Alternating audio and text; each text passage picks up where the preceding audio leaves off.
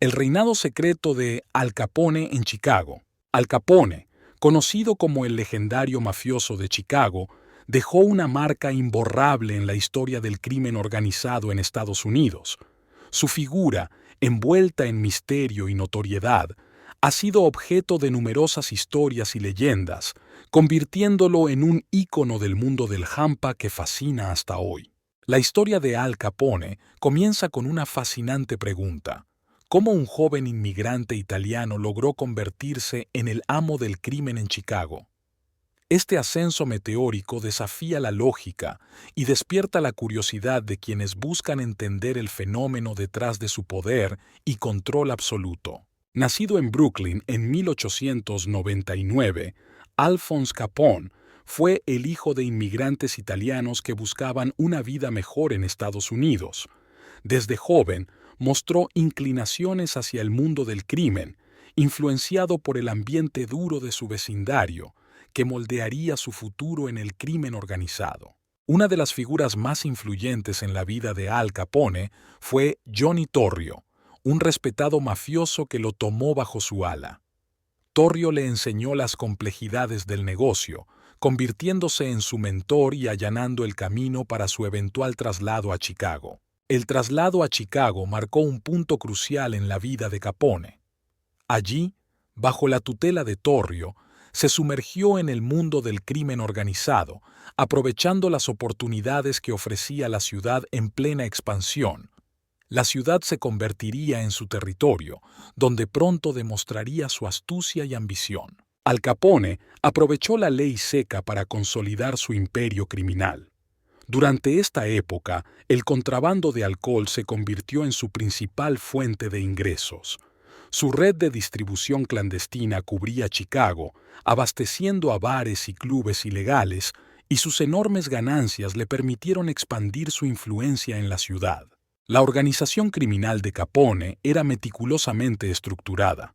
Operaba como una empresa bien engrasada, con jerarquías claras y roles definidos. Cada miembro tenía una función específica, desde el contrabando hasta la protección.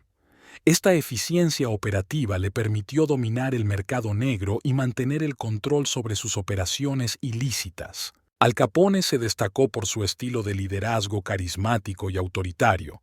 Inspiraba tanto lealtad como temor entre sus subordinados, asegurando que su palabra fuera ley.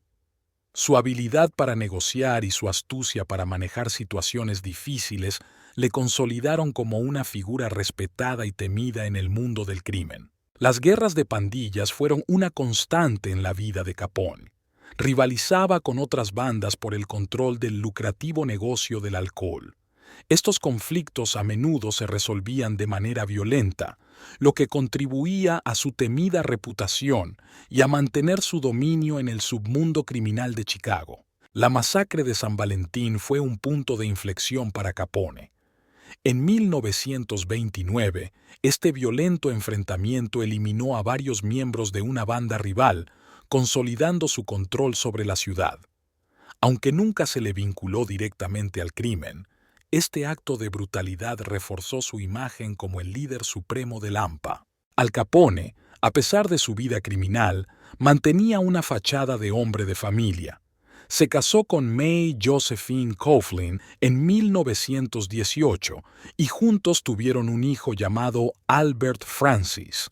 A pesar de sus actividades ilícitas, Capone procuraba mantener su vida familiar separada de su imperio delictivo. La imagen pública de Al Capone estaba cuidadosamente gestionada. A menudo se presentaba como un hombre de negocios respetable y benefactor de la comunidad. Utilizaba a los medios para promover esta imagen, participando en eventos públicos y haciendo donaciones, lo cual le ayudaba a ganar simpatía entre los ciudadanos de Chicago. Al Capone era conocido por sus actos de filantropía, distribuyendo comida y ropa a los necesitados durante la Gran Depresión. Estas acciones no solo le ganaban el favor del público, sino que también servían para contrarrestar las críticas hacia sus actividades criminales, consolidando su imagen de Robin Hood moderno. La caída de Al Capone comenzó con las investigaciones federales en su contra. A pesar de sus esfuerzos por mantener las apariencias, las autoridades se enfocaron en su imperio criminal.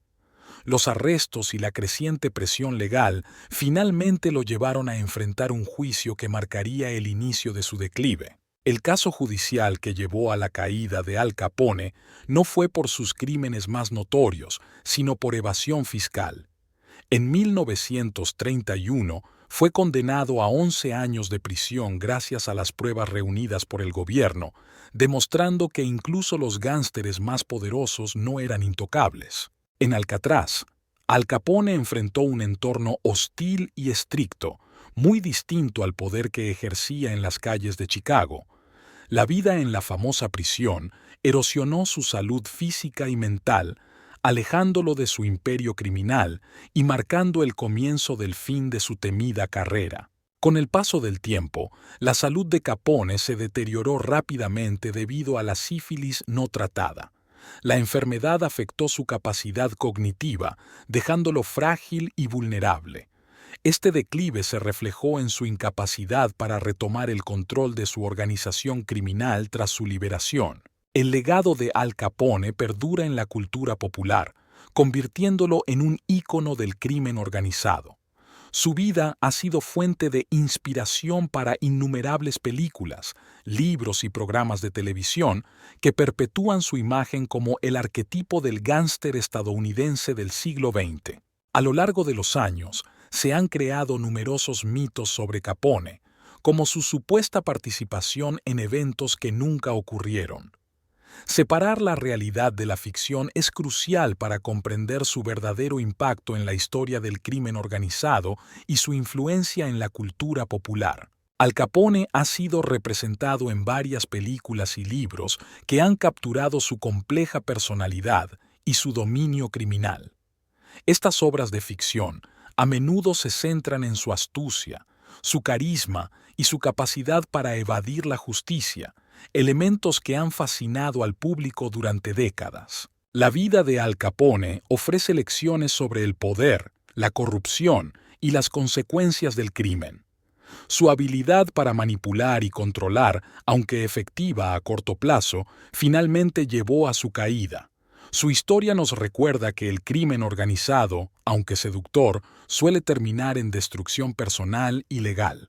El impacto de Capone en Chicago fue profundo y duradero. Transformó la ciudad en un epicentro del mal, pero también en un terreno fértil para reformas legales y policiales. Su legado impulsó cambios en la forma en que las autoridades enfrentaban el crimen organizado, mejorando la seguridad y el orden público. La influencia de Capone en el crimen organizado marcó un antes y un después. Estableció un modelo de operaciones ilegales que otros mafiosos siguieron, aunque con variaciones. Su enfoque en la estructura jerárquica y la corrupción sistémica sentó las bases para futuras generaciones de criminales en todo el mundo. En comparación con otros mafiosos, Capone destacó por su carisma y notoriedad pública. A diferencia de figuras más discretas, su vida fue un espectáculo mediático. Esta visibilidad, aunque le otorgó poder, también lo convirtió en un blanco fácil para las autoridades, acelerando su caída. Tras cumplir su condena, Capone regresó a Florida, donde pasó sus últimos días. Afectado por su salud deteriorada, vivió en relativa tranquilidad, alejado del mundo del crimen. Sus últimos años fueron un reflejo de su declive, pasando de ser un poderoso mafioso a un hombre debilitado. Al Capone descansa en el cementerio Mount Carmel en Illinois, un lugar que atrae a curiosos e historiadores. Su tumba, sencilla en comparación con su vida extravagante, es un recordatorio de su legado controvertido. A pesar de su fama, su último refugio es tranquilo y alejado del bullicio que alguna vez dominó. Los objetos personales de Al Capone, como su pistola o joyas, se han convertido en valiosas reliquias históricas. Estos artefactos ofrecen un vistazo al mundo de lujo que él habitaba. Subastados y coleccionados, siguen siendo testigos silenciosos de una era marcada por la violencia y el glamour. Capone mantuvo relaciones con políticos corruptos, utilizando sobornos y favores para asegurar su imperio criminal. Estas conexiones le permitieron operar con impunidad durante años, burlando la ley. Su habilidad para infiltrarse en los círculos políticos demuestra el poder que alcanzó, moldeando la corrupción en la Chicago de su tiempo. Quienes conocieron a Al Capone a menudo compartían relatos de su carisma imponente y su crueldad calculada. Estos testimonios pintan un retrato complejo de un hombre que era tanto admirado como temido. Las historias personales de sus allegados revelan facetas humanas detrás del mito del infame gángster. Su análisis psicológico sugiere que lo motivaban el poder y el reconocimiento. Su infancia en un entorno difícil y sus ansias de control pudieron haber moldeado su carácter. Comprender estas motivaciones ofrece una visión más profunda de por qué se convirtió en uno de los mafiosos más notorios. Capone administraba su imperio criminal con una combinación de astucia y brutalidad. Su enfoque empresarial incluía sobornos a funcionarios y una red de contrabando bien organizada. Capone entendía la importancia de la logística y el control del mercado, asegurándose de que su operación funcionara como una máquina bien engrasada. Capone introdujo métodos innovadores en el hampa, como la diversificación de negocios ilícitos para minimizar riesgos. Además de alcohol, incursionó en juegos de azar y prostitución. Su habilidad para adaptarse a las circunstancias y anticipar movimientos de sus rivales fue clave para mantener su dominio en Chicago. Fiscales y agentes de la ley fueron enemigos tenaces de Capone, decididos a derribar su imperio.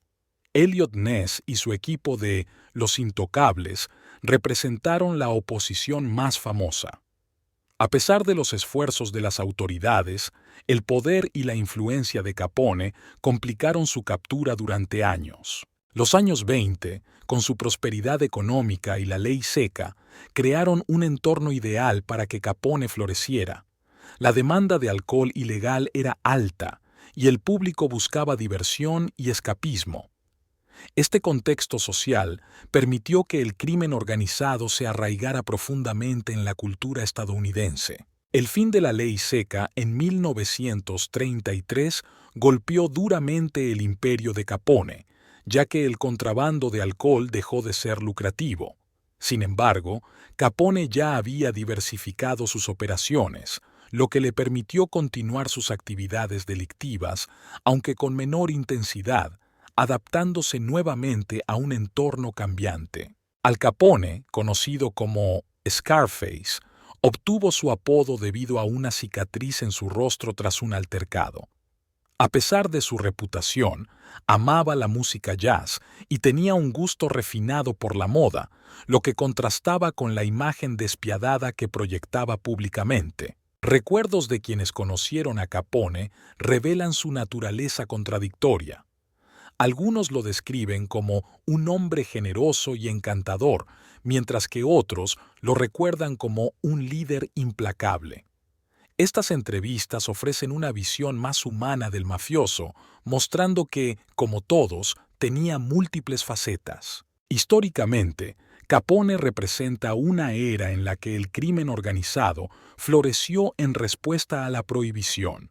Su legado es un recordatorio de cómo las políticas públicas pueden tener consecuencias inesperadas, moldeando el panorama del crimen y afectando a generaciones futuras en formas impredecibles. Reflexionar sobre la posibilidad de un nuevo Capone en el siglo XXI invita a examinar las condiciones sociales y económicas actuales. Si bien el contexto ha cambiado, las raíces del crimen organizado persisten, recordándonos la importancia de abordar las causas subyacentes para evitar el resurgimiento de figuras similares. Te invito a dejarme en los comentarios tu opinión sobre la vida de Al Capone y su legado. ¿Crees que su historia sigue siendo relevante hoy en día? ¿Qué lecciones podemos aprender de su ascenso y caída?